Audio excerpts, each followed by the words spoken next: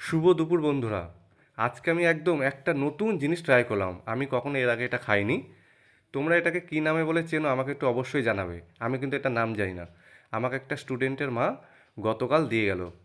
আমি এটাকে আগে ভালো করে ছাড়িয়ে নিলাম, সুন্দর করে একটা ছাড়িয়ে নিলাম। ছাড়িয়ে নেওয়ার পর তারপরে এটাকে ছোট ছোট ছোট ছোট করে একদম পিস পিস পিস পিস করলাম। একদম ছোট, একদম ছোট ছোট করে।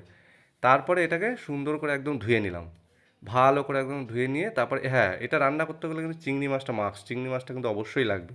আমি চিংড়ি মাছটাকে ভালো করে ছাড়িয়ে ধুয়ে নিলাম। তারপরে আদা দিলাম, একটা রসুন দিলাম, দিয়ে কাঁচা লঙ্কা, পেঁয়াজ আর গোটা জিরে দিয়ে একটা সুন্দর করে একটা পেস্ট বানিয়ে নিলাম।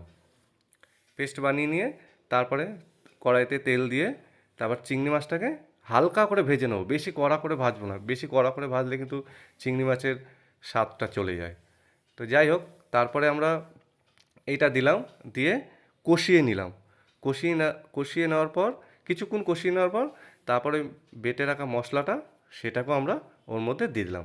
দিয়ে আবার অনেকক্ষণ কষিয়ে নিলাম। হ্যাঁ, তারপরে এদিকে নুন, হলুদ, জিরে গুঁড়ো, ধনিয়া গুঁড়ো সব দিয়ে ভালো করে কষাতে থাকলাম। তারপরে একটু তেজপাতা দিয়ে দিলাম। দিয়ে তারপরে তোমার অবশ্যই সাইডে কিন্তু একটা গরম জল রাখবে, ঠান্ডা জল একদম দেবে না। তারপর গরম জল দিয়ে এটাকে ভালো করে ফোটালাম। ফুটিয়ে ব্যাস এদিকে একটা সেদ্ধ করে আলুর একটা অবশ্যই তার আগে দিয়ে দেবে। তারপর ভালো করে কষাতে কষাতে তারপরে তোমার ওপর থেকে ধনিয়া পাতা দিয়ে ব্যাস একদম ফুটিয়ে সুন্দর করে একদম মানে এত সুন্দর লাগলো, এত সুন্দর টেস্ট, ভাত দিয়ে খেলাম, দারুণ লাগলো। আর তোমরা যদি খেয়ে থাকো বন্ধুরা তাহলে প্লিজ আমাকে একটু কমেন্টে জানাবে। আর হ্যাঁ, এটার নাম কি তোমরা কিন্তু জানাতে একদম ভুলো না। আমি কথা দিচ্ছি, আমি ফার্স্ট টাইম খেলাম, এত ভালো লাগলো, এত ভালো লাগলো, খুব ভালো লেগেছে। থ্যাংক ইউ, সবাই ভালো থাকবে।